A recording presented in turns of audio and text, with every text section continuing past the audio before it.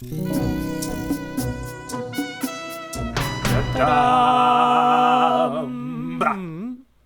in it now. We've done it. We're coming in. We're coming in strong. The boom spear is just a spear. It's just a boom.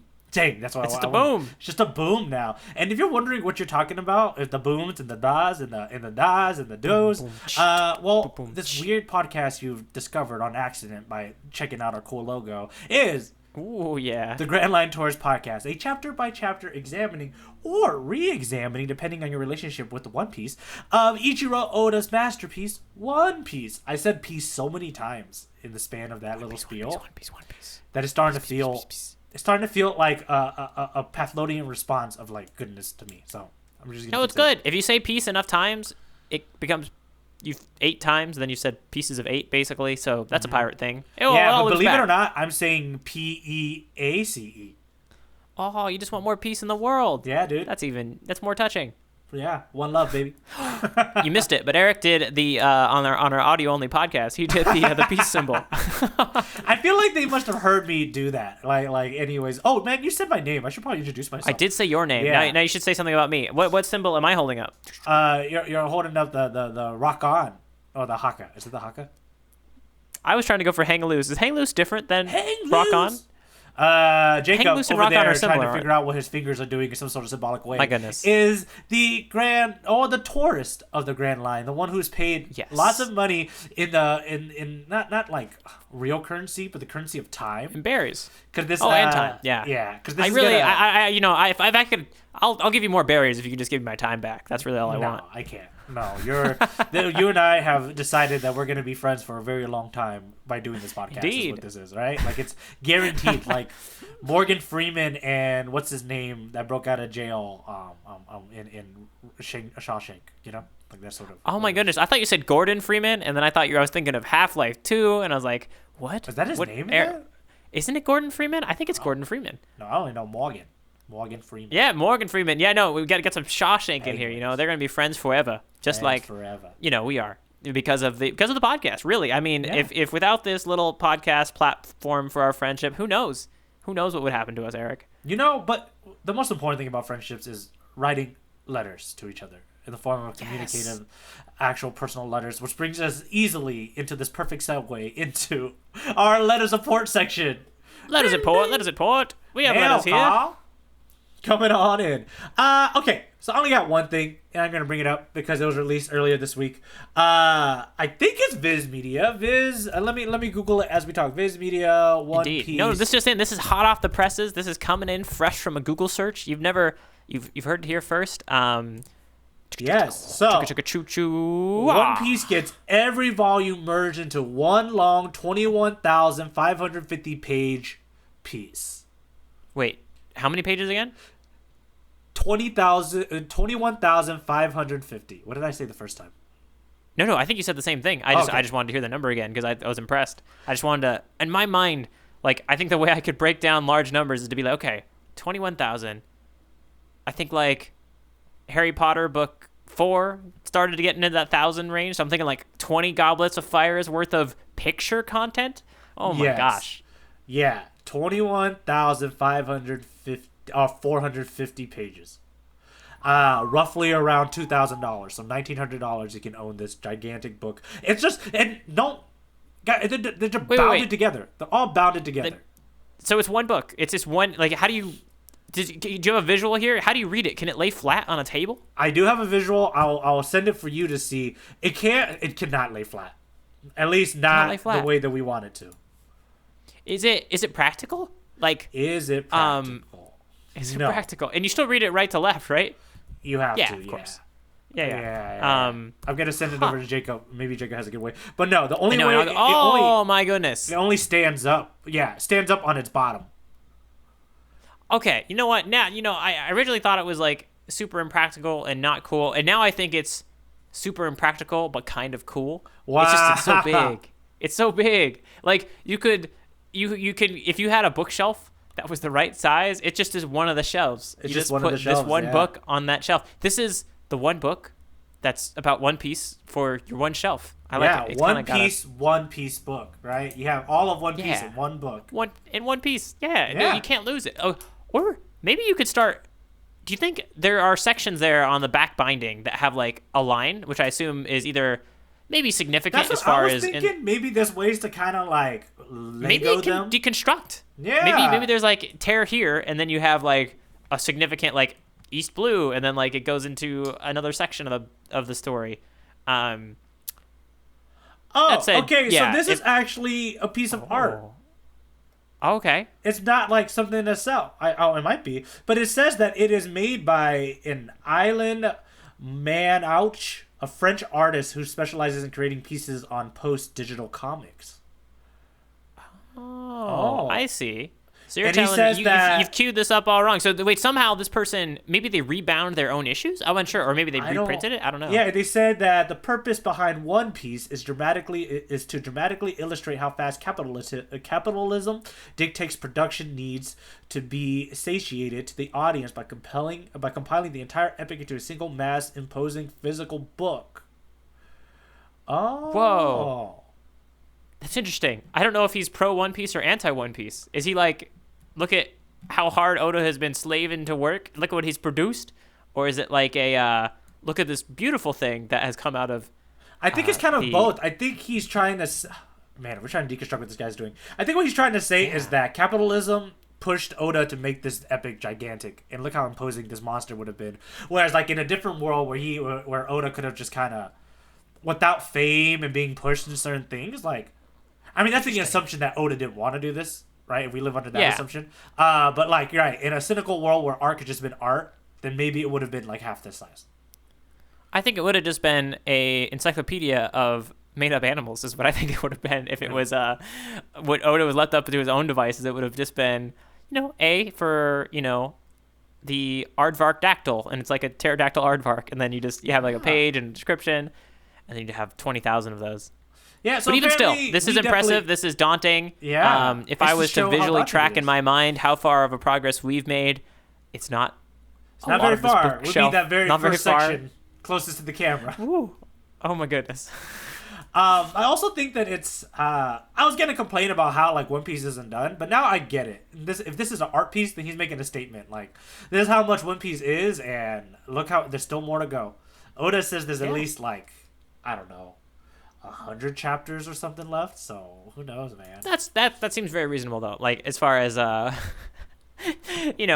can like I can see if we only had 100 chapters to do, I'd be like end in sight, Eric. We're 60 chapters in. Only gotta get to 100, but yeah, so 100 more doesn't sound too bad. But the sing it all in once is pretty impressive. I know. But that's my port. That's the letter.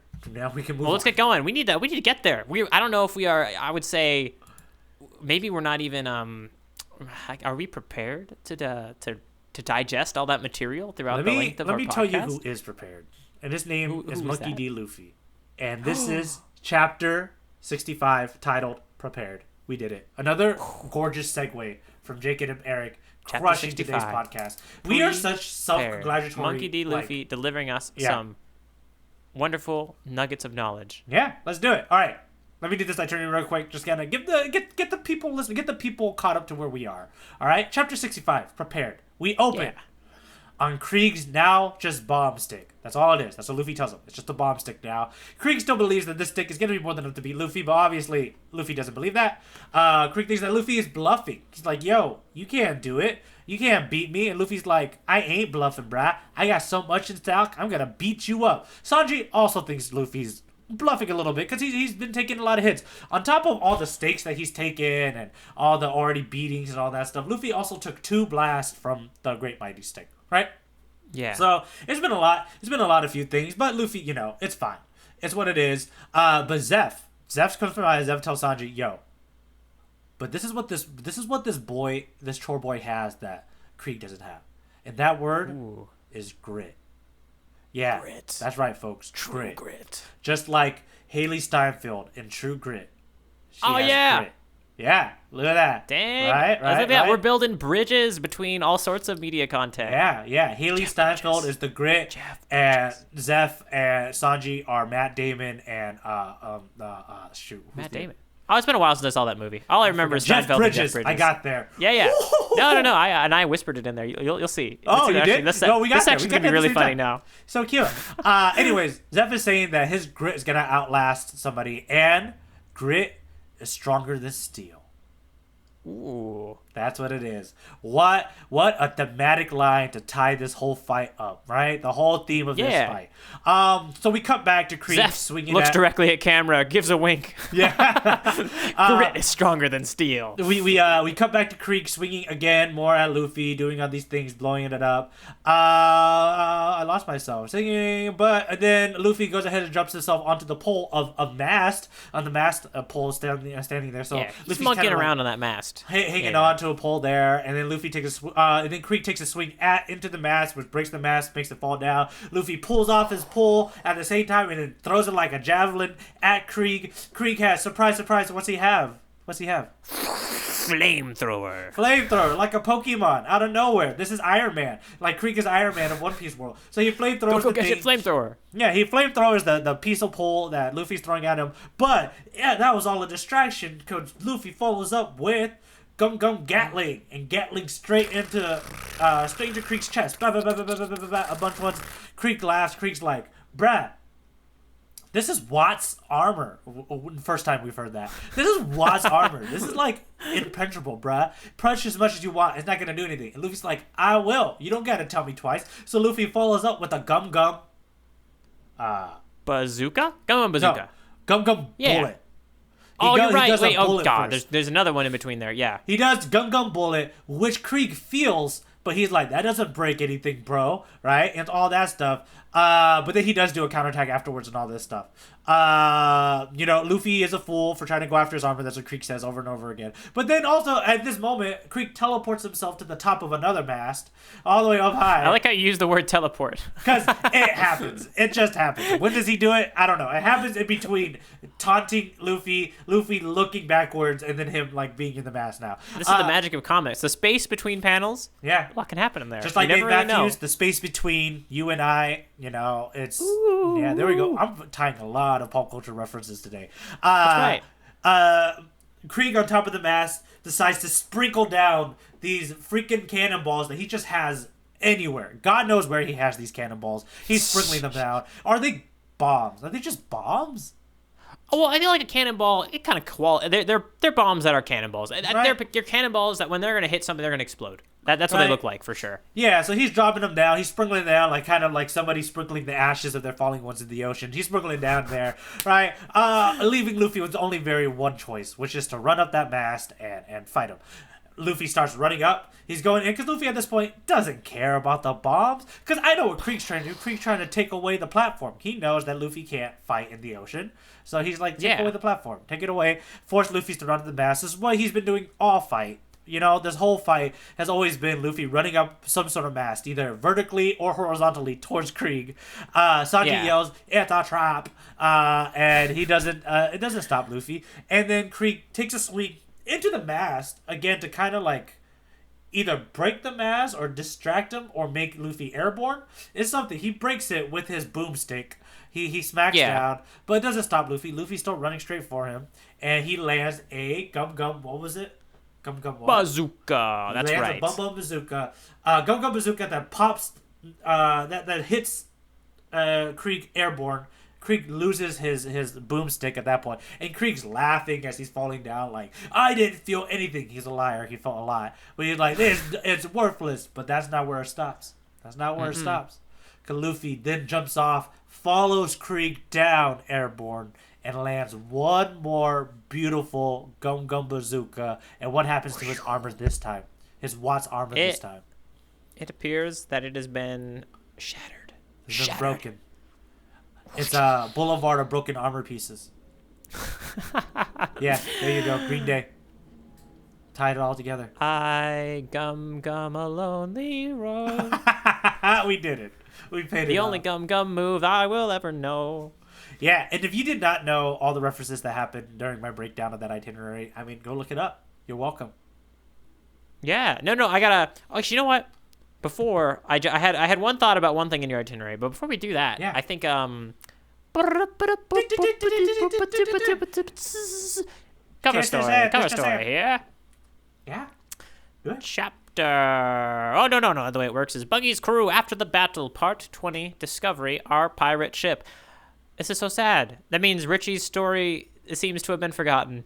Richie's story's done, Jacob. That's why it was so great. Because it only lasted one part, and then it ended. It's awesome. Richie is clearly a fan favorite, clearly going to be back. We don't have too much going on in this panel. I can't remember. Did you confirm or deny that I was like, my last guess was this is Lady Alvida, right? I can neither confirm or deny that statement. No, okay, but that was my last guess, right? I didn't get any further than that, right? No, I can neither confirm or deny your last statement that you've made. Oh my goodness. Fine. Well, we got a potential Lady Alvida deflated here with a Buggy looking very happy and screaming out because he's seen his pirate ship. Is she deflated? She doesn't look deflated to me. I think she looks kind of happy. Oh well, you know what? I meant deflated relative to her former state. Oh, assuming that's who that is. Assuming. Did I entrap you there? She doesn't look deflated to me. Who else could that she have? Okay, we'll let this hang in the air a bit for everyone out there. But that said, we're just following up. The statement that you just made. We're tracking this. We're tracking Buggy's journey. We'll see as it continues. Yeah, 20 parts, huh? Yeah. I mean, if only Richie got a few more. But regardless, I wanted to say. I interpreted one thing in your itinerary slightly different than the way you interpreted it. Oh. And this is when Luffy is at the end running up the mast, right? Mm-hmm. The bombs are going down. He's running up the mast. I actually think Krieg essentially lands a direct hit on Luffy. Oh. Or very close to. I wasn't sure. Your idea that he kind of does it to break the mast to stop Luffy from getting up there is a reasonable idea. Is there any reason that looking at this that would support that I feel like he's pretty close. Luffy is super close. Okay, if we think about the bomb stick now, maybe he's not looking to hit Luffy directly. Maybe he's trying to use the actual explosion to do more damage. Yeah, so I think you're right. Yeah, but but so I would say basically Luffy runs right into the last bomb stick attack of Krieg. Maybe his timing throws it off a little bit, and Krieg doesn't get as direct of a hit as he wants. Yeah. Because then we kind of see Luffy, the thing that scares Krieg is Luffy hasn't stopped as a result of that hit, right? He's still coming, and that's where he lands his first, big bazooka there. His big bazooka. Followed up by that second one. He felt it because he drops his boomstick. That's right. Right? Yeah, Krieg, you only drop that when someone knocks the air out of you. He's... and he's this great. Is where... we talked a little bit last chapter about Krieg potentially knowing he's outmatched at some point and getting more and more scared. Yes. What do you think? As he's like, I applaud you. You managed to put a crack in my armor. As he's falling backwards. Do you think he's actually really, really, really scared? Or is he really, really, really deluded? I think it's a little bit of both. A little bit of both. First off, this dude goes It's funny when you read it because you're just huh? You just got hit and you're still bragging, as you fall away. What's crazy to me is that he starts off the chapter by saying his thing is impenetrable, it can't break. Watt's armor is the strongest thing, and then it breaks. Even there, he admits you put one little chink in it and all that stuff. But then Luffy, that's all Luffy needed to know. And I will have to point out, again, this is another just example. It's the chorus, as we talked about last chapter, of but they've named this chorus, and the chorus of this song is military might versus true grit, just versus grit in general, right? But there is something to say about how Luffy is just going after the armor, right? That's true, and that's the last kind of way he did with the point. He went after the point, and now he's going after the armor. But this is the one last thing that he really has. This armor Krieg has had the whole time. He's worn this armor since we've met Krieg. He's never not had this armor. You know what I mean? And it's great to kind of see it break at this moment because he's lost. Like you said, it's done. You've lost.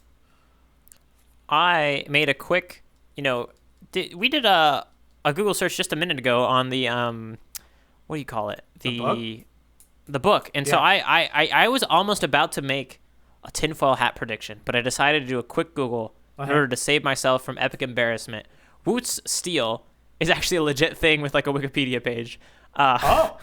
It's a crucible steel characterized by a pattern of bands and high carbon content. I feel like if you ever see like a real zoom up on like a sword and you kind of see these weird metal alloy patterns, this is kind of some version of that must be very, very strong. So yeah, I'm not going to make a prediction that we're going to meet a character called Woot later and it's going to be like Woot's Island and he's like an armor smith. That could happen, but I'm not making the prediction because of this Live by your dreams, Jacob. No, I will die by my research. That's what I'm choosing to do right now. Yes. Yeah, man. So it's cool. It's cool to see Luffy break it, and obviously it's metaphorical in the sense of like he's literally broken everything that this man stands for, even the armor that he encompasses himself on. Like it's now broken. Yeah. Yeah. No, and one thing that really impressed me about this fight that I don't think we've seen before, I'm going to call this out as like a new technique that Luffy has done, is it kind of just shows maybe how much this fight took out of Luffy, is the immediate repetition of the same exact Gum Gum move. I feel like usually Gum Gum moves are pretty spaced, and if we get two of them, they're different. But this was like, Gum Gum Bazooka, and then like Bazooka again. Still here, Gum Gum Bazooka. You know what I mean? It almost felt like an annoyance. Like let's get this done. I liked that a lot. I just thought that was very interesting. Yeah, and I think he knew like one more hit because he was counting. Like I don't know how he has this intuition, but he's counting how many hits it takes to break something. He's doing it. Yeah. Like well, okay. I feel like maybe Luffy lives in a little bit more like a video game-esque world. He can see the bar with like the shield. Yeah. And he broke the shield, so. And I agree with that. And statement. he's going in. And another fun thing about I agree with this statement. If we had that POV camera that we used last time on Krieg, if we had that on Luffy, we'd get to see all these cool heads-up display and sort of bars everywhere. It'd be very exciting. Another thing about the Gum Gums this chapter, it does feel like they built up Gatling gun, lots of little punches, bullet, maybe a bigger very single focused, punch, bazooka, a double, intense at this spot punch, and then another one of those. So interesting to see that progression there. It's very epic. I think all of it, like, I know the teleportation is probably because it looks a lot cooler if he does it airborne. But that's the one thing I was like, I guess Krieg can teleport too. Yeah, well, this is, I think, what we're calling out here is that there's a moment when Krieg is clearly not on the top of the mast. Yes. Because he just can't be, right? Him and Luffy are fighting. He's not on the top of the mast. I think Luffy gets knocked back, and then he's on the top of a mast, and we're like, what? Who knows? Maybe the crazy theory, it was a piece of flotsam that was currently blasted under the water by one of Krieg's hits, and now it just whoosh, jotted out of the water and kind of lifted Krieg like an elevator, and now it's kind of floating, and that's why he was up there. I can't argue against this because, like, I guess that could have been something that happened for sure. Oh, interesting thing that would actually not necessarily dispel or like solve this for us, but the anime must have some version of this fight, right? Oh yeah. And they chose, and I wonder, lots of moments probably get cut and or included in the anime. This is interesting thing for me, having not seen any of the One Piece anime. This would, like, later on, this would be a fun. If I was watching the anime, I would be like, let's see how Krieg gets on top of that mast, or if the fight even ends at the top of the mast, right? Or if it's just something else. No, I hear ya. That's all I really have to say about this chapter. Ends really freaking cool. All of it's really good. There's a good end to this fight, I think. Yeah. No, it's good. I think you mentioned the line from Zeph, it's the grit over steel, it's who you are over the weapons you carry, however you want to put it. That is, you are not the weapons that is you what carry. We're getting here. Your weapons are you. Exactly. Yeah. I gotta go. Probably sounded lame coming out of my mouth. I feel like that's one of those lines that gets written into a B movie, and it feels really good in the moment, and then you're like, ooh, it doesn't quite read in the test audiences. All right. Let's move on. Let's get to the next section. Oh yeah, transitioning. I think I actually got. Do you have any jokes for this chapter? You got any ha-has? I'm gonna put.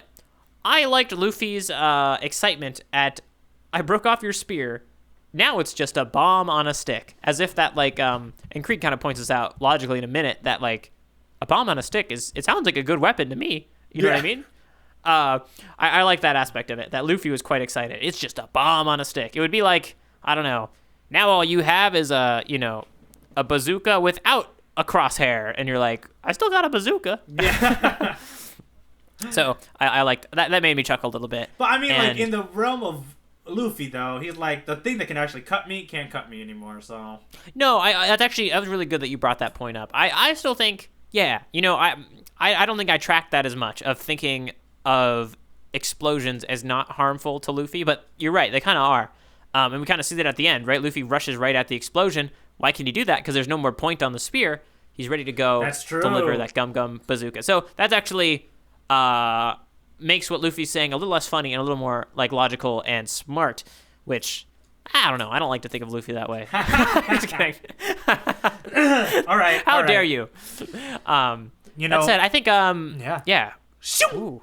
Oh, well, get that bomb on the stick away from me. What are you doing? I have to take out my own bomb on the stick. I got one right here.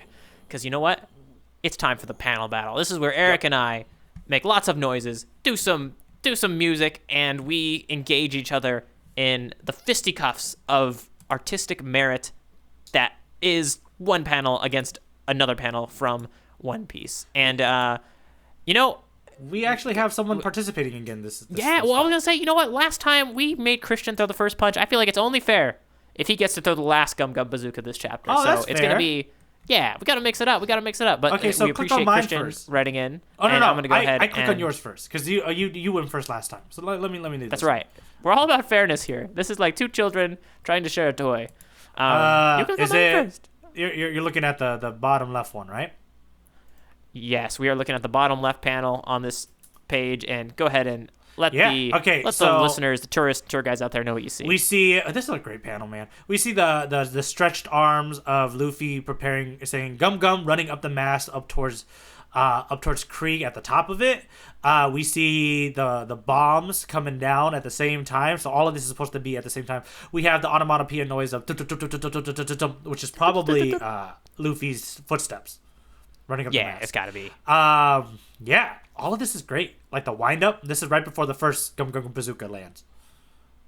Yeah, no, this is things I love about it. It's giving you some intense anticipation for just how big that Gum Gum Bazooka is going to be, because these fists already are far away, and Luffy's not even all the way up there yet, right? You know what I mean? Mm-hmm. Like, the stretching is enormous. These fists are just hovering right above the floor, the floor flotsam, whatever. Yeah. Whatever piece of, fighting location we happen to be on. And another fun thing, I feel like this is a really good eyes get just drawn up the panel in a very interesting way. Mm-hmm. It's kind of like, I think the way it worked for me is the tumps and the fists kind of lead you in this like arc to the left, and then they kind of lead into the arc of the of the bombs coming down. It kind of this nice, very symmetrical spiral. It's almost like you got this double spiral, one of them being created by the tumps and the onomatopoeia, complementing the arc spiral of, I guess just a beautiful what a creative feed the birds panel. Sort of throw. Yeah, very creative, very cool. It's a very creative panel. The more you describe it and everything, I like so much about this.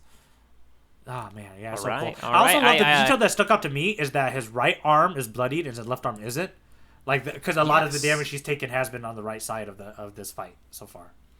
Yeah, just like a little detail that just makes everything feel a little more visceral. You're just like, ooh, oh gosh. Yeah, and that's the other side of it too, right? Like, he is potentially going to lose a lot of blood. Like, he's getting beat up very heavily, yeah. Yeah. Getting beat up. Going in to get beat up for more because he's got that grit. And let's see, do you got that grit, Eric? Does your panel for Chapter 65, which I just unspoilered here. Oh my goodness. This is the very final panel of the chapter. This is Bazooka. And we also, man, I don't even know if I can read. The onomatopoeias are so intense. I know. Abus? Aboosh? Kaboom? Shaboom? Kaboosh. I can't quite read them, but it doesn't matter because they're huge letters that are kind of surrounding Krieg as his armor is just crumbling because of the fist that hit him the second time. This was, I actually feel like this was a fast wind up Gum Gum Bazooka. Yeah. They had to go up and then down, and then you can see the impact. Luffy legs actually in a very complete splits, left to right. It makes sense. Very flexible. I don't have a ton more to say. Just like, oh, you can see him sprawled out, just in pain. How is he gonna catch up? Because like, no, I'm not gonna do this. Wait. We're gonna start. Give me a little spiel of where your mind went. No, I don't want to start talking about the physics of cartoons. Because in my head, because he started falling first, and the way this panel actually goes is that somehow Luffy is able to jump and caught him. So unless Luffy cut his jump, there's by cut his jump you mean kind of like, I see what you're saying. I think so Luffy jumps up with his arms up in the air, and then it makes sense that Luffy has like some degree of control over the arms, right? Mm-hmm. Like they can stretch out and then they can stretch back. You can almost say that, like, if you want to give a quick cheat, which maybe doesn't feel as impactful, you could say the arms came down on Krieg and then also pulled Luffy to Krieg at the same time. Mm-hmm. You know what's weird now? Now his left hand side is all bloodied. Well, that could be blood from Krieg, or it could be, it also, we were seeing, when we pointed out that blood earlier, that was blood like on the fist, not on the shoulder. And that blood that you're looking at the end there is on the shoulder. Oh, interesting. Okay, so it might be different wounds. Yeah, I'm pointing out, I haven't tracked all of Luffy's injuries throughout this fight. He has been staked several times. I feel like that's fair. At any point, if any appendage of Luffy was bleeding right now, I wouldn't call it out as not tracking. But yeah, look at you throwing your own panel and then dissecting it apart as if it doesn't belong. That is no, I still love this panel. That's a bold move. The beautiful tableau of it all, and like just the angles of it, and it's like a perfect little bow to this arc. Yeah, and if anyone out there can read these automatopoeia letters, send it in to grandlinetourist@gmail.com. Just have that in the subject line, whatever these automatopoeia happen to spell out. Kabloosh. That's what I'm going for at the moment. I think kabloosh sounds right. Yeah, but that said, we have yet another blow coming. Dun-dun-dun-dun-dun, from Christian. His pick for the panel battle is on page 2 in the bottom right corner, where Krieg explains to Luffy why he thinks he's about to fall over and is bluffing with his trash talk. But Luffy has nothing to say except, nuh-uh. I don't know if he's too stupid to retort or if he's really good to go, but it's a very in-character answer, and it made me laugh. And actually, I'm just going to look at the Viz Media edition here. He says, you were badly injured even before you took 2 blasts from my mighty battle spear. I think your tough talk is a bluff. And Luffy's just like, no, it's not. I actually like the edition that Christian's reading has nuh-uh as kind of a funnier, snappier response even. I think so, yeah. I like nuh-uh too. I think nuh-uh is funnier. And I think this is, and just looking at that panel, I know Christian picked it because of the dialogue, but we got like lots of destroyed location there in the background. You can see lots of bits of Flotsam. They're standing together. And actually, this is an interesting look at the back head of Krieg. We don't actually get, without his shoulder pads, he looks a little less intimidating, I have to admit, from this back view. That's because he's all show. He's always been all show. He's always been all show, but I mean, hey, he can wield a 2-ton spear. He's all show, but I mean, also a lot of muscle. A lot of muscle. I do agree with that, yeah. But no, I love this panel as an idea of, like, to be honest, maybe the biggest thing you can do in a fight is when someone throws a big punch and says, like, you got nothing on me. Just be like, just like quick, yeah, I got quick denial of everything there. You're wrong. All right, my man. So that's everything. I have an idea for an automatopoeia that we can end on. Oh, do it. Share the idea. The only idea that seems right here is for us to slowly beat the sprinkling of the Watts armor falling down to the deck or even into the ocean. Oh, yeah. Mm-hmm. Little pieces. Yeah. Nice and soft. Well, I don't know. Maybe Watts armor. Assuming it's the right. specially made steel and not some special armor made by a guy named Watt. I think it'll change what I do from automatopoeia. I'm saying I don't know what kind of sound that armor is going to make because I don't know enough about the armor, Eric, but I'm down to do it. We got to do it. I've already named it. I'll use my imagination. All right, here we go. Here we go. Just the sprinkling. Here we go. All right.